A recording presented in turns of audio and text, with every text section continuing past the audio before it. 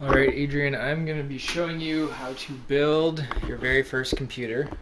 To start things off, this is the high airflow full tower case that we got. And to open it up, there's two sides that come off. There's this, when you're facing the front, there's the left side over here and the right side over here. We want to take the left side off. Let's see if I can get like a bird's eye view. Okay, now there's two screws. They can come off just by twisting it with your fingers. And the whole panel comes off. Now you're ready to start assembling your computer. First thing we're going to want to pull out is your motherboard, the Sabertooth X58. Just go ahead, it opens pretty easily. Make sure you hang on to all the parts that are in the box. There's a lot of pieces. And then here is the motherboard. Now, to assemble it, all you want to do is make sure this side here is going to be facing the back of your case. Back here, these slots obviously show right here. Before we lay that in, we have to put in these mounting braces. They should come, I'm trying to remember, either with the case itself or with the motherboard. Looks like the case. Actually, inside the case, right inside here is this big white box, and inside here there are gold little mounting braces that look like this. This little thing, you're going to want to put them inside the case in all these holes so they line up with how your motherboard is. A bunch of motherboards have different setups, so essentially you just look at the motherboard. It's fairly straightforward. For example, the top of the motherboard, there's a hole here, here, and here. So we're just going to make sure we got one of these inside the case for those spaces, because the screw is going to go through the motherboard into this guy. Alright, I finished putting in all the mounting screws. Just one thing I want to stress is that you only put them in slots with these little silver dots around. You don't put them in the circle like this circle that you see right here. That's going to be used for something else. So all in all, there's 3 on the bottom, 3 in the middle, and 3 on the top. Unless I missed one, I think that's it. They have to be placed in the case for the motherboard to fit on. Go lay that in right now. One thing you also want to do actually before you put it in completely, this guy came with the case. You're going to want to go ahead, it came with the motherboard, not the case. You're going to want to go ahead and put this guy on the very back of the case. This side obviously is going to face out. This side's going to touch with your motherboard. If you notice, there's a little padding. I'm actually going to do that before I put the motherboard in. Just go ahead, pop it right in. Sometimes you gotta play with these a little bit before it's in nice and tight. Usually it's not that big of a deal. There, it's in. Okay. Alright, I actually did something in the wrong order. Apparently the heatsink, which is this gigantuous thing, has a back plate that should be installed on the reverse side of the motherboard. I've never seen anything like this before, so I'm going to take the motherboard out, install this on the back right behind where the CPU is, and then install the motherboard again. Hopefully this may save you a few steps.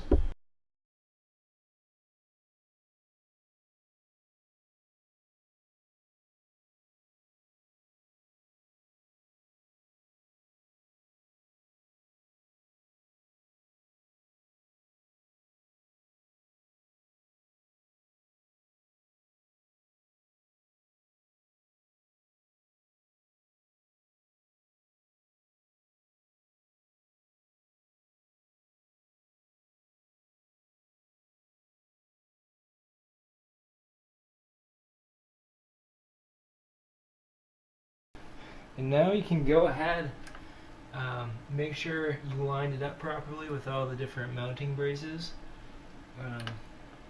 and just go ahead and start screwing it in. You're going to use the screw. It's like kind of jagged and flat on the top rather than the one that's smooth. So go ahead and use that, screw in all 9 slots in.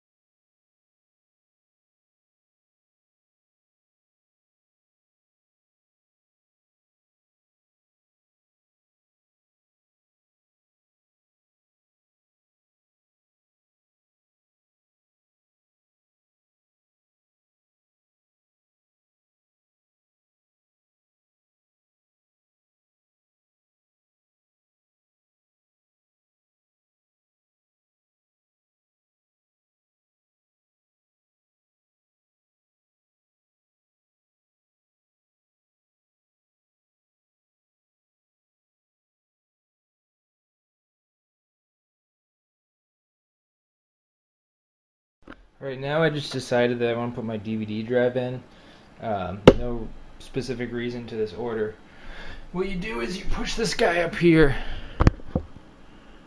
On the front of their case, there's a little thing you push to pop this guy out. It's this piece right here. You push it on both sides to pull it out. There's still a metal piece that you have to push back and forth. I'm working on it now for it to come loose. I'm just wiggling this. Here we go. This is also in there. It's like once you take it out, you might as well throw it away. You can't put it back. It's in there, and you just wiggle it back and forth like this until these edges get loose enough and just come off. And then you can just go ahead and slide your drive in from the front. One thing they had mentioned is, where is it? Your case came with these things. They're just stickers.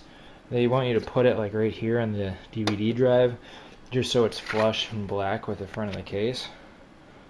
I'm just going to go ahead and try that.